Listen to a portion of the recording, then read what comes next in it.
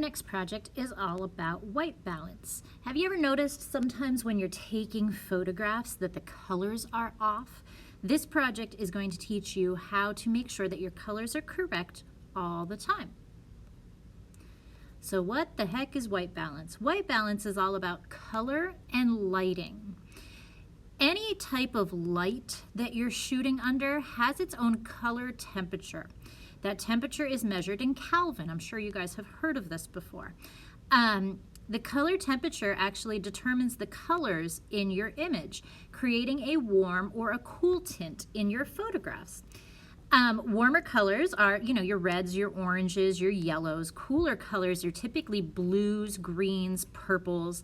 And you could photograph the same object under different types of light, and your camera will actually pick up different colors depending on the type of light that you're shooting under.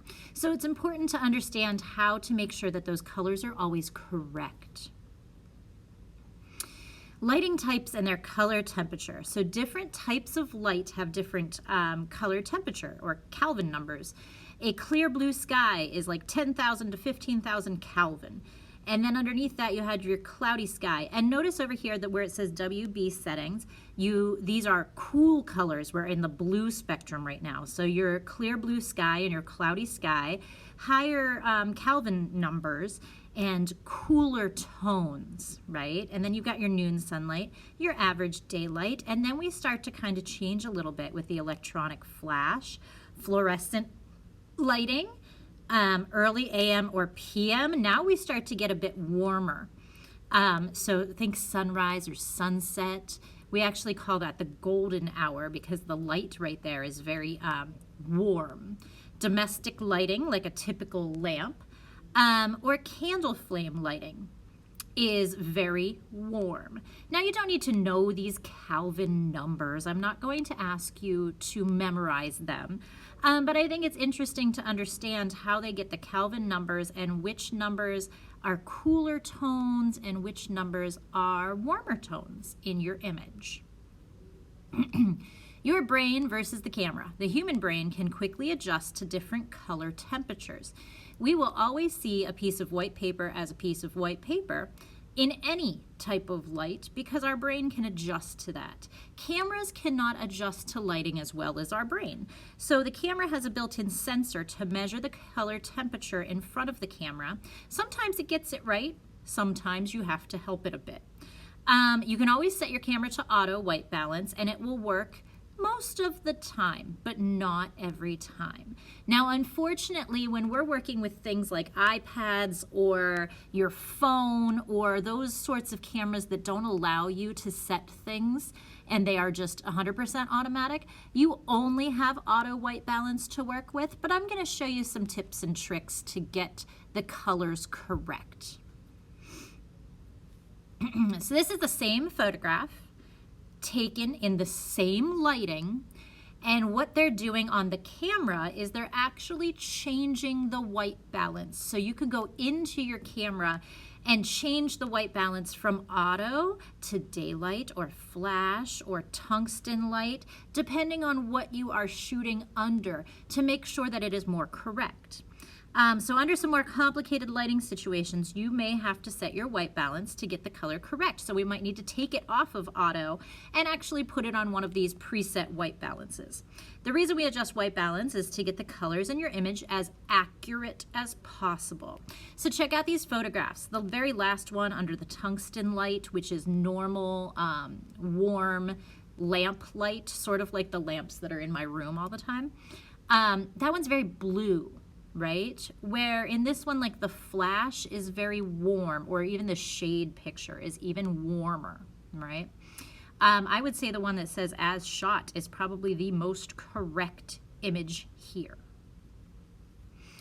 So here's what your preset white balances look like in your camera, all right? And I'll show you when you get to class how to find these in the camera and how to change them. The one on the top is auto. Usually it says auto or AWB. The next one down is daylight. That's a little sunshine. And these icons, you'll actually see them on your camera. So it's important to know what these icons mean. So if you're outside and you're shooting under direct sun, you'd put it on daylight. If you're outside and it's a bit cloudy and the clouds are covering the sun, you put it on cloudy, which is that little cloud.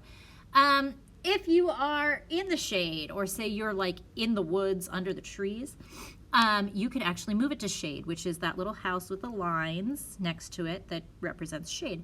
Tungsten light is the light of a normal light bulb. They also might call it incandescent light in some cameras, and that's just the little light bulb. So that would be like your warm tones. Fluorescent lights are like those nasty, ugly tube lights, like the ones in the school, in the ceiling all the time, the ones that I turn off because I can't stand them. And that's what that icon is. I think it's supposed to be one of those, you know, ceiling light panels. Flash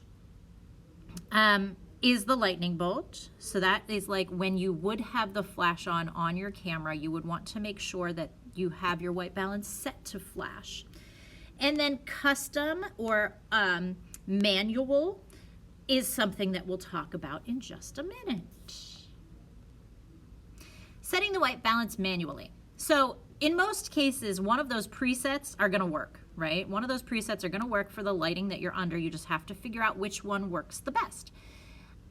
But sometimes you're trying all of these presets and nothing is working and your color is still really, really off. And that's when you would go to your manual or custom white balance. In most cases, one of the presets will work. Some cases you may have a hard time, so you have to set it to manual. To do this, you actually tell your camera what white looks like, and it corrects for the lighting situation so that your image color is guaranteed to be perfect. So cameras do this in different ways. In our Nikon camera, you have to press a button in the menu, and then you have to put a piece of white paper in front of the camera, like pure white, so the camera only sees white, right? And of course, you're shooting under the lighting type that you're trying to shoot under for your actual photograph. And you take a picture of this white piece of paper. And your camera actually adjusts its coloration to make that white. And then you take the white piece of paper away and photograph the scene under the same lighting. And it's supposed to make your color absolutely perfect. And it works really well, actually. So this first image was taken with auto white balance. Looks really warm, really yellow, really orange, really yuck, right? And that's auto white balance. So the auto white balance was picking up the incorrect colors, whereas like white should be white. So that the spine of the Back Roads book, which is half white and half orange, that top part should be white. Check out the bottom picture. This image was taken on manual white balance, and that white is actually white, and that's what we're going for. Now, for this project, you guys are actually going to do two things. You're going to take white photographs and make the whites white, but you can actually also use your white balance to change the color in your picture in sort of like a creative way, okay? So you can change your white balance to an incorrect setting and it will add a tint of color to your images.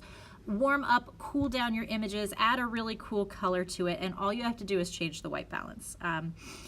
So these three photographs are actually water drops in a white pan, so obviously the water is clear and the background is white, and all she did to change the color between all three photographs was actually change the white balance in her camera, and it made some really cool effects. These are actually student photographs from like a long time ago, but I thought it was a really cool example to get you to understand how changing your white balance can actually add a tint of color and make your images look really cool, okay? Your assignment. So for this assignment, we're going to do multiple things. You're going to have an in-class assignment and an at-home assignment. And I'm going to explain the at-home assignment here. And then obviously we'll explain the in-class assignment when we are in class, right? Okay, so I'm going to switch you over here to my camera. Here we are. Now the first thing I wanted to show you is I actually have this, this box. These are light bulbs. These are actually what they call daylight light bulbs, okay? It is actually the light from this lamp right here. And the reason it's called daylight is because it is as close to actual natural daylight that we can get. And when you buy light bulbs, not that I don't know if any of you have ever bought light bulbs before, but when you look at the back of the box, you actually have Kelvin temperature, which is really cool. If you walk down the lighting aisle in Lowe's, you can totally get completely confused because there's so many different shades of light and temperatures of light, and you know how bright the light is, and that's your lumens over here, and then the color temperature of the light. So I bought these light bulbs on purpose because they're daylight light bulbs. We actually use this lamp to look at our prints when we're printing images to make sure that our colors are correct. So let me show you, like there's this daylight lamp, which you can see, right? And then there's this lamp over there in the corner of my room. Or you guys, those lamps. Or you guys, those lamps. And those ones are what? They're very warm, right? It's like a yellow light compared to this light right here, which is a very white, very daylight light bulb. That makes a huge difference, okay? So let's talk, and what I have here is my, my setup for our, what I'm calling our white on white project. So I have a whole bunch of white objects on a white background, and this is what you're going to be photographing and what I photographed for this project. So let me take you in to your actual at-home assignment sheet, okay?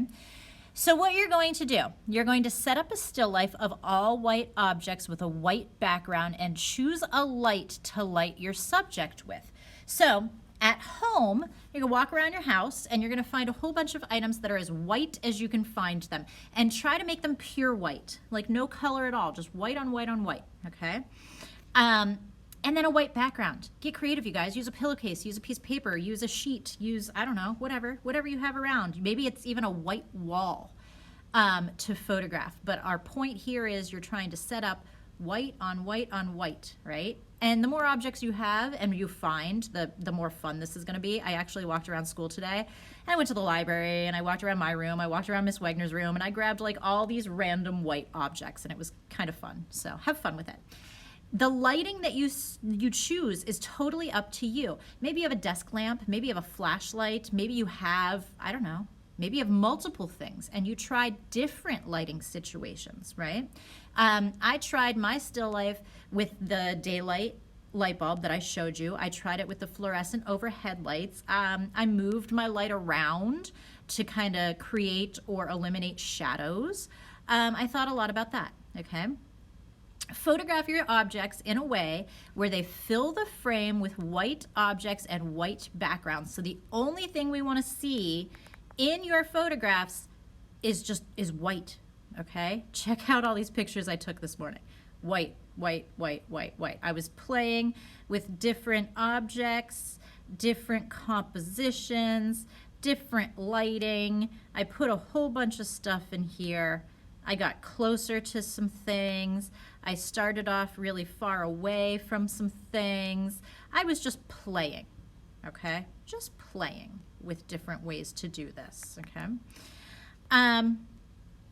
Take images at multiple angles and viewpoints. Adjust your exposure and focus by tapping on the screen and adjusting the brightness and tapping to focus on a specific part of your photograph. So here's the camera again. Now I can line myself up, I can make an interesting composition, I can zoom in a bit, and I can tap. If I tap once, it's going to focus and adjust my exposure for that area that I'm tapping on, right? Every time you tap, you see this little yellow square and a sun. I can click and drag up or drag down to change my exposure. Now this is very important. You do not want to make your exposure so high that we lose detail in the white area. We definitely do not want the white areas blown out. We need some detail, we need some shadow, but you also don't want it so dark that it starts to look like you know, browns and oranges and yucky, nasty things like that. So you really have to pay attention to your exposure and your focus, and then take the picture when you're ready. You think you got it good, okay? So play with that. Have fun with that. Experiment with that a lot, okay?